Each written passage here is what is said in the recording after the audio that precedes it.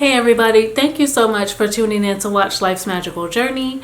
I'm Life, and this is the safest space for us to learn, grow, and share our experiences when it comes to our spiritual journey and our spiritual practices. So as you're watching the video, please feel free to leave your thoughts in the comments, subscribe if you're feeling the vibe, and of course share if you feel led to as well. We also have a Facebook group, so I am inviting each and every one of you to join and be a part of the Journey Gang over there.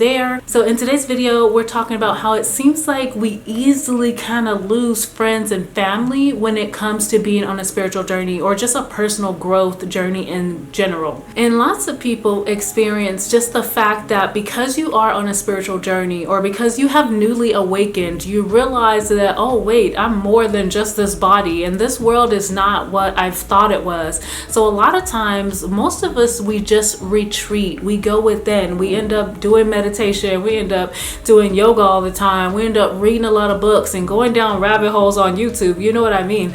And so a lot of times you do find that you end up just retreating. So that's not really you losing friends. That's more so you going within. And that's really what I ended up experiencing. I ended up also not really wanting to be around certain people at that moment, because a lot of us, and I was this way as well, a lot of us are really negative. We are talking about, being broke or being sad or being mad about it, a variety of different things. And so sometimes when you first get on your journey, you're at a point where you're not strong enough to really put that to the side. You're not strong enough to hear that and not fall back into it. And you're trying to change your mindset. You're trying to change your subconscious mind. And a lot of times that programming that other people are continuously doing is not their fault, but you're not with it anymore. And so you're not strong enough at that time to sit there and dwell in it. So you do have to retreat. And that was really my situation. So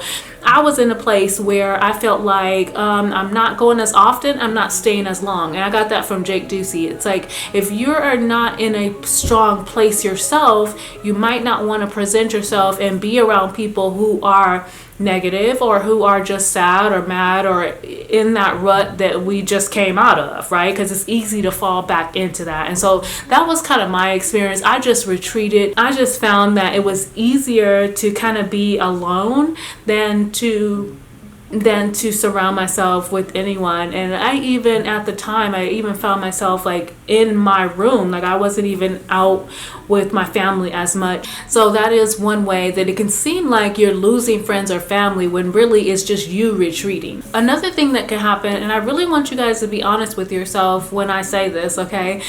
Because another thing that can happen when you are thinking that you're losing friends or family is really that you're developing a spiritual ego. And I think I was a little bit guilty of this. One of my cousins had to kind of say, like, isn't that you kind of being judgmental?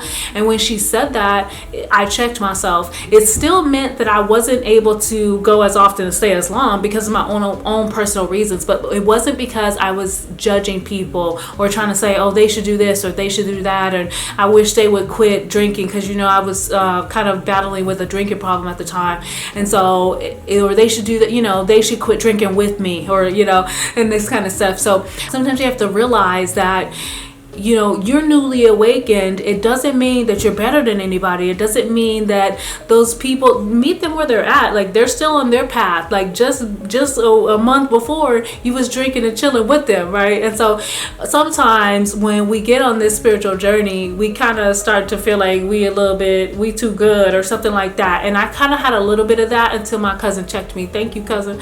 So what you don't want to do is start to treat your friends and family like, oh, you're killing my vibe, or I'm too good for y'all, and things like that. Because I know a lot of us tend to feel like that. Like, how do you talk to people who are not awake or who don't realize what's going on? They're so asleep that they're just, and that's okay. Everybody is on their own journey too. So I just wanted to remind you guys of that, because a lot of us end up fighting that battle with having a spiritual ego when it comes to losing our friends and family. Not so much that we're losing them, but we're pushing them away because we think we're better than them, instead of treating them with love, treating them with kindness, and just meeting them where they're at when you can. Like I said in the beginning, if you need to retreat to strengthen yourself, then that makes sense. But don't push people away just because you feel like, oh, I'm too good for you. So you have to kind of know the difference.